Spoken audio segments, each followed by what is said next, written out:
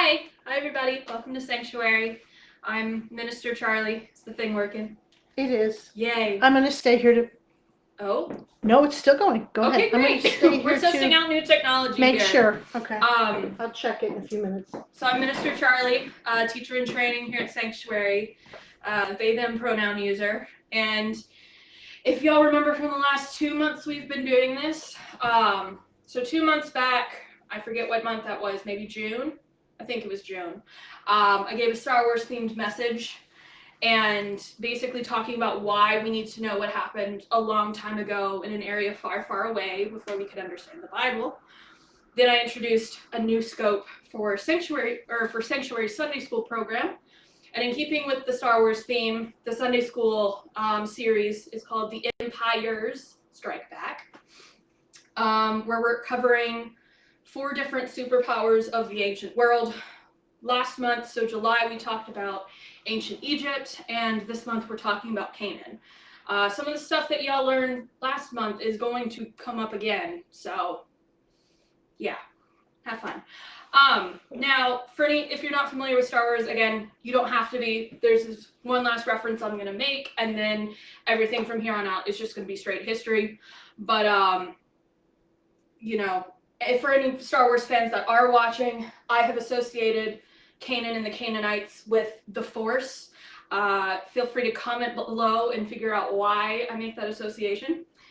But for right now, we're going to go ahead and move into today's topics. So, I will mention this at the end of the presentation, but I got all of my information from this really helpful book called The Canaanites, Their History and Culture from Texts and Artifacts by Mary Ellen Buck.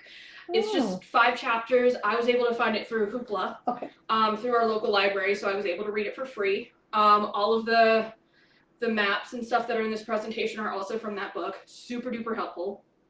But here's what we're going to cover today. We're going to cover the territory, so like how big is Canaan, like where is it exactly? Time frame, how long did the Canaanite kingdoms, because they're multiple, how long did they last? Contributions, what were they known for? References, where is Canaan and the other kingdoms mentioned in the Bible? And then impact, how did the Israelites encounter the Canaanites in the Bible? And if y'all remember from last month, I had a caveat before we get started. Basically this lesson contains everything that we know at this current point in time. There might be some future discoveries that fill in the gaps or force us to reevaluate some of this information. But for now, it's accurate based on publicly available information. And the textbook that I mentioned was published in 2019, so it's pretty recent. So keep in mind, these civilizations are ancient, so archaeologists may not know like when settlements were established or when transition periods began. A lot of evidence has been lost, destroyed, or yet to be discovered. So archaeologists have made educated guesses to fill in the gaps. That's especially true here because we don't have a lot of textual, like written records mentioning the Canaanites until I think halfway through the ancient Egyptian empire period. And so there's just and then absence of evidence is not evidence of absence, meaning that because archaeologists haven't found proof of something happening doesn't necessarily mean that it didn't happen. So now let's get into the fun parts. So we have the territory. I don't know if y'all can see it here on the map, but there is, right here is the map of the Middle East and the Levant. You got this nice hand-shaped area. Down here is the modern country of Egypt. Let me see, that swath of land covers modern day Syria, Israel, Palestine, and Jordan. Wow. Yeah. So not all of them, obviously, but it's like pieces of it. It's a pretty big area. It's bigger than modern Israel, is what for is sure. Quite a bit bigger. Oh, yeah, it's like... And Palestine, it's bigger than all of it, okay. But as we'll go through, it encompassed multiple kingdoms, so that makes sense. So according to an ancient Egyptian written record from the 13th century BC, Canaan was hemmed by the Lebanon and anti-Lebanon mountain ranges up here to the north, the Negev desert to the south, I'm going to butcher this, but the Ard As-Salwan desert to the east, and then the Mediterranean Sea to the west. Wow, it had every kind of geography. Yeah. We love geography. So, as we'll see later, Canaan was like a really fertile area. Like it's already in the Fertile Crescent area, but like this specifically because there's bodies of water here, there's mountain ranges, there's the coast. Yeah. Super duper fertile where lots of natural resources are. I will get into those in a little bit. So one thing I did discover in my research was that the Canaanites weren't a single entity. Most of the locals called themselves by different names. So yeah, only the outsiders, like the ancient Egyptians, thought they were a cohesive unit. Interesting. Very interesting. And I'd say most of the kingdoms called themselves by different things. The Phoenicians were like, no, we're Canaanites, because Phoenician was not the term they called themselves. I'll explain that later. But Canaan was made up of 5 main independent kingdoms. Oh. So we've got, going in alphabetical order, we have Ammon. Down here, archaeologists only knew the location of its capital, Rabbath. So the rest of its territory is kind of a mystery. Oh, the Ammonites. Then we've got Edom, which is down here. Ancient Egyptian written records refer to the kingdom of Edom as the mountains of Seir, S-E-I-R, Okay. and similar verbiage is used in the Bible. Then we've got Moab, which is right between Ammon and Edom. Moab is, this kingdom controlled part of the King's Highway, which was a major route, like trading route, which I'll show the trading routes in a minute. But it was a really centrally located area between ancient Egypt and Assyria. And then we have Phoenicia, is like the coastal areas up here. So the word Phoenicia or Phoenician is actually an ancient Greek term. So it came after the Phoenicians. So the locals did call themselves Canaanites. And of course, we know about Israel. The ancient kingdom of Israel started off as a united kingdom, but then the monarchy split. The northern kingdom, either known as Israel or Samaria, with its capital of Samaria, it fell first in 720 BC to the Assyrians. And in the southern kingdom, Judah fared well under the Assyrians, but it eventually fell to the Babylonians when its capital city of Jerusalem, which is like right on the edge, which I was really surprised at, when that was sacked in 586 BC. So the lands changed a lot in ancient times just because of how many empires there were. I will get onto all these in a minute. So during the Bronze Age, the Canaanites started out living in cities, which I was kind of surprised at. Settlements have been found back as far as, they're saying, the 3rd millennium, so like the 3000s BC. But then between 2200 and 1800 BC, climate change forced everyone to be nomadic. So they were basically like, okay, we have all these livestock, we follow the herds to greener pastures. And that's how they survived. But then, of course, when the climate stabilized between 1800 and 1550 BC, they returned back to their cities. If you remember from last month's Sunday school lesson, ancient Egypt expanded rapidly during the New Kingdom. That's what you see right here. This is Middle East and the Eastern Mediterranean in the 14th century BC. So the New Kingdom is here in green, and you see it basically covers all of Canaan. Then you've also got the Hittite Empire that's right to the north. You've got the Kassites, who were the precursors of the Babylonians. They're all the way out here. But then you had the Assyrians, who were like over where Nineveh is. And then between the Hittites, the Assyrians, and the Kassites are this kingdom called the Mitanni people, which like I'd never heard about them before. So they were basically all dominating the political landscape in, like, if I'm remembering correctly, the 1300s is the 14th century BC. Yeah, so Canaanites found themselves under the rule of the ancient Egyptians. Then we have the Bronze Age collapse, which happened in about the 1200s BC. Widespread famine and drought. Invasions from the Sea Peoples, who I actually found out may have been connected to the Philistines. Yeah, based on some like ancient Egyptian written records that use one term that the Philistines also might have used. And so I highly recommend reading the Canaanites book by Mary Ellen Buck, because it explains all of that. Let's see. Yeah, and because of the society generally collapsing, all of these empires weakened. And so the kingdoms of Hatti, Ugarit, and Egypt fell, creating a power vacuum. So at this time, there were like a bunch of city-states in Canaan. So Ugarit was like a city, but also like a kingdom of itself. Obviously, Egypt is massive, but created a power vacuum when they all left, which was really good for the Canaanites because they started gaining more autonomy, and they finally had enough power to rebel against the oppressors. And about this time is when the Israelites started to come into Canaan. So finally we have the Iron Age. Canaan was once again subjected by neighboring empires.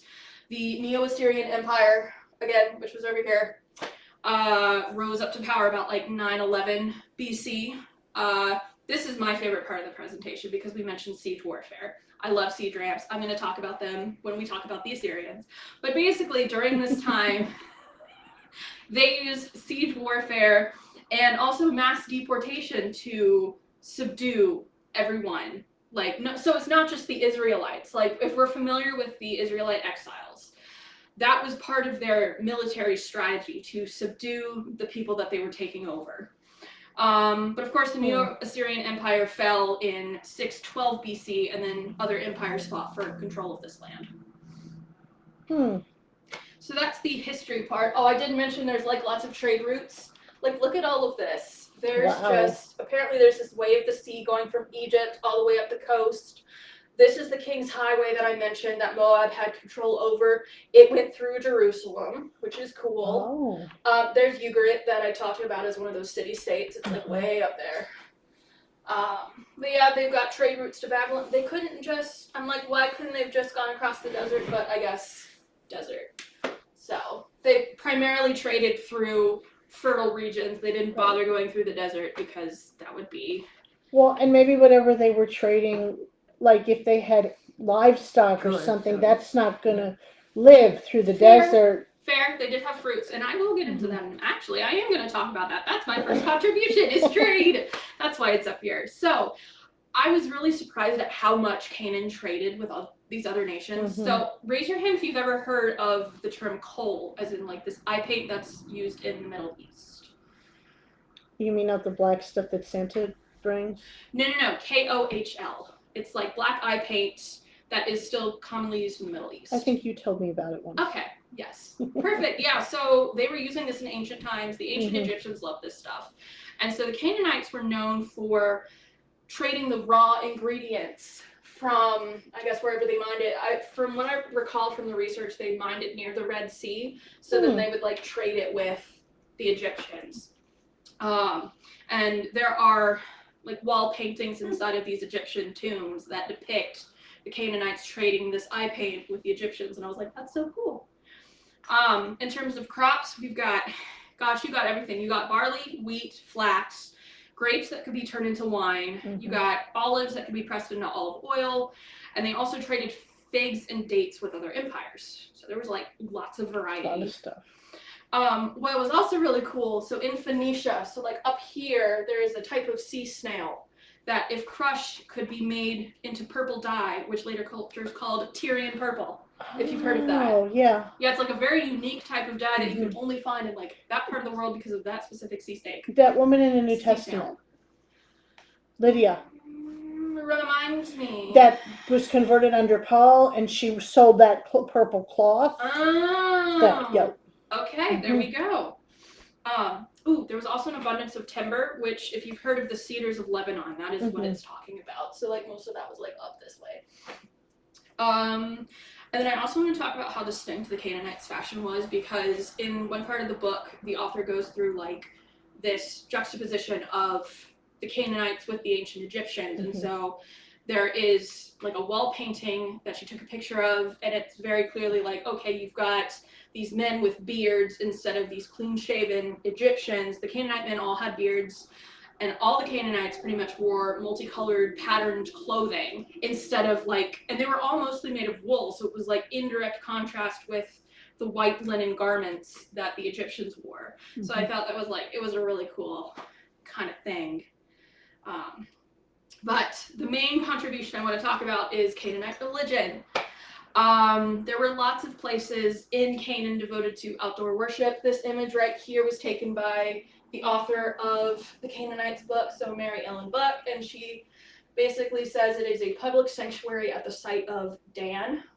I couldn't tell you on a map where that is, but that's like a public sanctuary, so they worshipped outdoors. There were also like interior worship places, so it was like both individual and corporate. The Canaanites had a pantheon featuring male and female deities. So in general, because again, the Canaanites were not one cohesive thing, but they believed in a supreme god called El, or the Israelites used Yahweh, and then there's Edom had Qaus. I'm not even going to try to pronounce that. Ammon had Milcom, and Moab had Chemosh or Chemosh in the Bible, yeah. Then there's Baal, the storm god. And then there's Atharat or Asherah, mother goddess. Both of them are associated with fertility. And then there's war goddesses. One of them is a Nut, one of them is a Start. I believe the Phoenicians were the ones who used a Start, but Wikipedia has an entire list, and it's like extensive on all the deities. So I highly recommend checking that out. And yeah, like I said, Canaanites weren't one group, so each kingdom had their own main deity. And that's pretty much all the history that we have covered since then. So now we're getting into the references, which this is going to be a big section because, like I said, Canaan is a thing, but then also these individual kingdoms are a thing. So we have a lot of references in Scripture. So Canaan itself is mentioned about 150 times in the NIV Bible. The first time it's mentioned is in the genealogy of Noah. So the descendants of Noah's son Ham are thought to be the Canaanites. Canaan also features prominently throughout the Old Testament because it's where Abram and his family lived, and then it's the land that God promised the Israelites as an inheritance. As we go further through the Old Testament, we learn the Israelites didn't completely wipe out the Canaanites when they went through their military conquest, and that led directly to them being taken into exile by Assyria and Babylon. So the book of Judges and then the prophetic writings talk at length about how the Israelites married the Canaanites, they adopted their polytheistic religion, abandoning God in the process, and as a result, they became a lot more prone to getting into wars with neighboring Canaanite nations. So the Canaanites were also the recipients of several prophetic messages, which I'll mention in just a minute. So going to focus on just Ammon right now. There's about 100 mentions in the Bible. I cannot remember if it's Ammon or Edom, where there's like a guy with the name in it, and so it like might skew the results a little bit. That's Edom. Edom? Okay. Because Edom was the descendants of Esau. Right. And there was like some guy who's like Obed Edom or something like that. Okay. Yes, there was that too. Yeah, so that might skew the results a little bit, but still, it's like over 100 mentions. Their land was now Ammon was given to Lot's descendants when the Israelites took over Canaan. Also, if you remember the story of David and Bathsheba, they were fighting the Ammonites at the time, so Uriah would have been, or no, Uriah the Hittite, yeah. Yes. I put Uzziah in here and I was like, that's not the right thing. Anyway, Bathsheba's husband goes to the front lines, gets, killed off by Ammonites. Ammonites are the fossil. Anyway. So the Ammonites also were known for sacrificing their children to Molech. And then we've got Moab, which is mentioned, I think, the most out of any of these, like 180 times. Most notably, there was a plague in Numbers in which 24,000 Israelites died after the men fell into idolatrous sexual immorality with the Moabite women. Moab was also the place where Moses ended up dying. But then we have the story in the book of Ruth. We learned that Ruth and Orpah were Moabites. And so their husbands had been Israelites and they had like gone to the land of Moab to live. But God welcomed them into his family through Boaz. So I thought that was cool. All right, then we got two of the kingdoms left. So Edom is mentioned again more than 100 times. Like I said, some dude's name like skews the results, but in general, most of the Psalms and prophetic writings talk about Edom. So Edom is mentioned in prophecies in Isaiah, Jeremiah, Ezekiel, Amos, Obadiah, and Malachi. So that's a lot. And like you said, Edom was the name for Esau, so his descendants were the Edomites. What I thought was really interesting was that was Phoenicia wasn't mentioned much at all, but if we consider that Phoenicia was an ancient Greek term, Mhm. no wonder it appears in the New Testament only Mhm. because that's when Koine Greek was used. Mhm. So it seems like there was a sizable Christian community in Phoenicia Mhm. around the time of Acts. So I want to real quick give a summary of Joshua and Judges because that's when the conquest of Canaan happens and then the Israelites are living among the Canaanites and it's not going well. So when the Israelites left Egypt and came to the Promised Land, they didn't think they could oust the Canaanites. That's the story of, who was it? Was it Joshua and Caleb were the only two spies? Yes, so they're the only two spies who were like, yeah, we can take them. Mhm. And everybody else is like, nah, these guys are so much bigger than us. So in ordinary circumstances, the Canaanites, could have squashed a little tiny country, but they had the power of God on their side. So obviously, God let them take over parts of Canaan. But unfortunately, the Israelites kept forgetting that they had the almighty, all-powerful God on their side, and they kept screwing things up. So the Israelites made headway when they followed God, but then they were driven back by the Canaanites when they fell into idolatry. Mhm. Eventually, God placed judges to rule over the tribes and military commanders to lead them into battle against Canaanite nations. So that is all in the book of Judges. But then, unfortunately, the Israelites kept abandoning God for Canaanite cults. You'd think they'd learn. But that led to their downfall, to exile in Assyria and Babylon. All right, so impact. So in terms of Canaan's impact, I'm just going to mention their religion because the Bible portrays the Canaanites as a spiritual challenge for Israel. So to quote Ninian Smart from the World's Religions textbook, page 209, but there is another theme which seems to have come into conflict with Israelite custom and thinking, namely the idea of the fertility goddess and in general the cult of fertility. It is something resisted by the prophets of Israel, but was clearly important in the ideology of states which relied on agriculture and sought the extra wealth from rich harvests to pay for their increasingly splendid urban temples and palaces. Mm-hmm. So, to summarize all of this, Canaan was known for its religion. And unfortunately, its religion tempted the Israelites into idolatry. But, it takes two to tango, and Israelites did their own stumbling. Canaan consisted of several kingdoms, some of which lasted longer than others. I believe the Phoenicians were the ones that lasted the longest. And then finally, Canaan was featured throughout Joshua Judges and through the prophetic writings. Mm-hmm. So yeah, thanks for joining us for Sunday school, everybody. Tune in about, would you say like an hour? About an hour. Yeah, about an hour for Apostle Leanne's sermon on Judas. On Judas. It's gonna be a fun time. So thanks everybody. Can I ask you a question? Yeah. Who, what group